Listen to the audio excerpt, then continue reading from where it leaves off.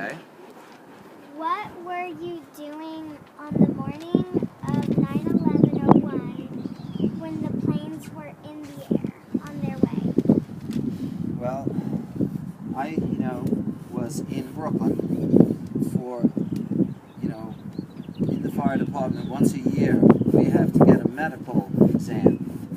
And so you're not in the firehouse, but for that whole day, you go and you get your blood work done, and there are other things that they were going to do with us that day. They were going to test fit us for the face pieces that we use to breathe in fires and so on. So it was like, I guess it was just after 9 in the morning, and we just started to do that stuff, and somebody came into the room and said, a plane just hit the Trade Center. And we ran out of the room, we looked at the television, and I remember, seeing this huge hole, and the newscaster was saying that, I might get a little emotional talking about this because it's just the way it is, but I don't mind, because you have to talk about it, but it's still, so vivid in my mind, when I talk about it, and it's so sad.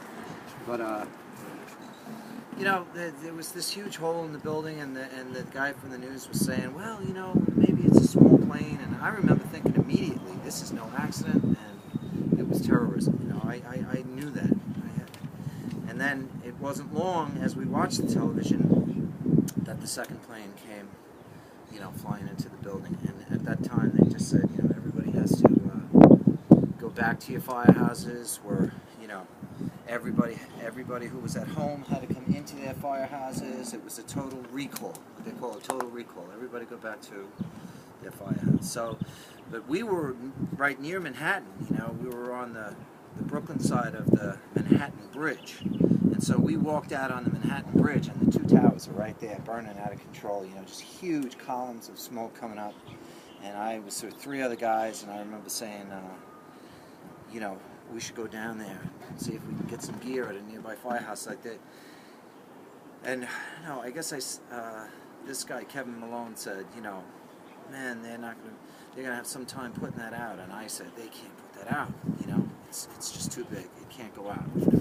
And I remember thinking that, they teach us about steel twisting and expanding and so on when a fire is that hot. So I thought that above the planes, where the planes hit, that some of that might fall off. And I was imagining people in the street just looking and getting crushed by some stuff above the holes, above the impact zone falling.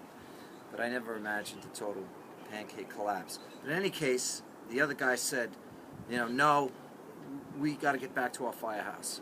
So I was kind of outvoted, and we just kind of jumped in the back of a pickup truck. There was a huge line of cars coming off the bridge, trying to get out of Manhattan.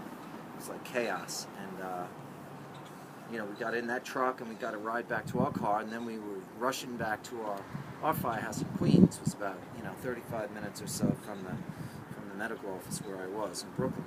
And we listened to the radio, and, they said, the first tower came down, and then the Pentagon was hit, and the second tower, and it was surreal, it was surreal, which means, do you know what surreal means? It's like, it was happening, but it almost seems like this is impossible. It's too big. It can't be happening like this. So, we went back to our firehouse, and then I remember, I was on regular duty, and there was actually a busy night in Queens. There were house fires in Queens, and all I could think about was the firemen over in Manhattan and all the people. We thought at that point, 10,000 people might have been killed or something, It turned out to be, 1,000 or so, but which was lucky considering the scale of it. It was, and by I guess about 9 o'clock that night, we relocated into Manhattan, which means they sent our fire engine to, I actually went to 33 engine on Great Jones Street. I remember, all the guys take their shoes off when they put their fire equipment on when you go to a fire, so all the guys' shoes were sitting there, and I just, just knew they wouldn't be coming back. And actually at about 11:30 at night, like 12, 14 hours after the event, one guy made it back out of those 11 in that firehouse. One guy, he was the engine chauffeur, so the engine chauffeur stays in the street. there, he managed to survive. The other 10 from that 33 engine got killed. And then we went down there at about midnight, and there wasn't even any water. There was just cars burning everywhere. There was like paper and dust like this, and you just were trudging through paper, office paper, you know? It was like knee deep and dust and just flames everywhere. And then there were like lights and smoke, and it was like the army was coming in with jeeps, and it was like a science